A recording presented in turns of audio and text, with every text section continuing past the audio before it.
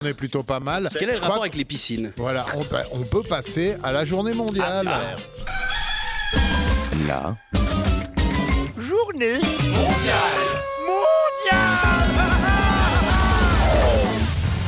Ce lundi 9 février à minuit 30, c'est le Super Bowl LX. LX, ça veut dire 60 en roumain ou Jessic en salut romain. La finale de la NFL, un événement surmédiatisé qui rassemble plus de 100 millions de téléspectateurs, peut-être 150. Une bonne occasion pour faire un petit coup de pub, que ce soit par exemple des artistes ou des politiciens par exemple, au hasard. Mais cette année, il y a anguille sous roche, il y a baleine sous gravillon, il y a une pouille dans le cottage. Je vous laisse le temps de l'apprendre. Eh bien, Je déclare ce jeudi 5 février la journée mondiale du twist géopolitico-social, mais en fait non. Voilà. Pour clarifier un peu le schmil, l'année passée, à la finale de la NFL, le Super Bowl 59, où l'X, ou 3/4 du prénom d'Alex Anzelin, le père Trump est allé se faire mousser par tout le stade. Oui, voilà, il faut être bon en maths avec ce qui va se passer. Il venait d'être réélu, le père Trump. Du coup, c'était assez à propos d'aller se montrer dans le stade, de montrer sa tronche comme Chirac l'a fait en 98. Mais cette année, chargée au demeurant pour Donald Trump, ou pour ce demeurant chargé, cette année était remplie de décisions qui n'ont pas fait l'unanimité. Qui n'ont pas fait l'unanimité du tout. On est quand même sur une flopée de phrases qui vont dans tous les sens, sauf dans le bon. Et ça, c'est même validé par son ancien communicant. Ça fait tellement pas l'unanimité que même la NFL prend des décisions pour peut-être taquiner le gros orange. Par exemple, l'artiste invité pour le show de la mi-temps. Bad Bunny, un artiste incroyable qui chope un prix par année aux Grammy Awards depuis 2021, et tout ça en espagnol. Trump, il aime pas tellement Bad Bunny. Il avait même menacé les fans de Bad Bunny d'envoyer Ice lors des concerts de la tournée aux USA de Bad Bunny, et du coup, Bad Bunny il a annulé ses concerts pour pas que son public se fasse arrêter. Parce que Bad Bunny il est pas fou.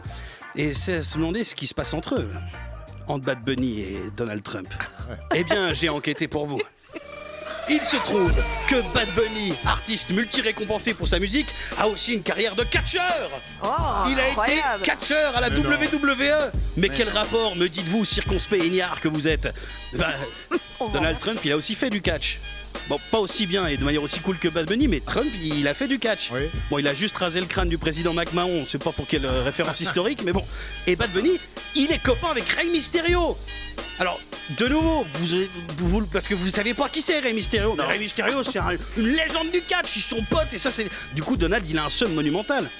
Donc, un artiste soutenu par la communauté latino-américaine qui vient jouer au Super Bowl. Tu m'étonnes que Donald, il a pas hyper envie d'y mettre les pieds. Mais peut-être qu'il a d'autres artistes dans le pré-show pour équilibrer un peu.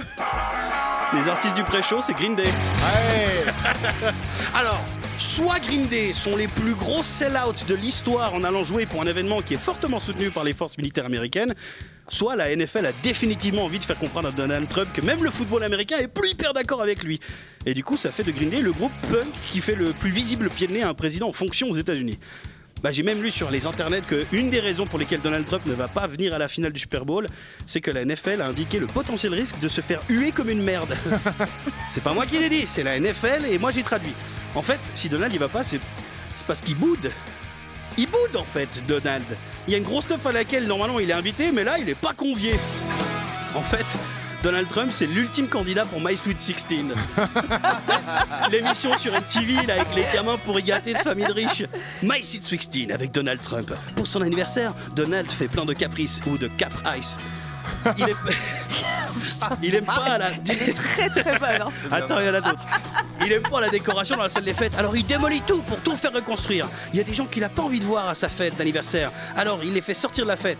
Enfin, il monte une milice ou une mille ice pour les déporter hors des frontières.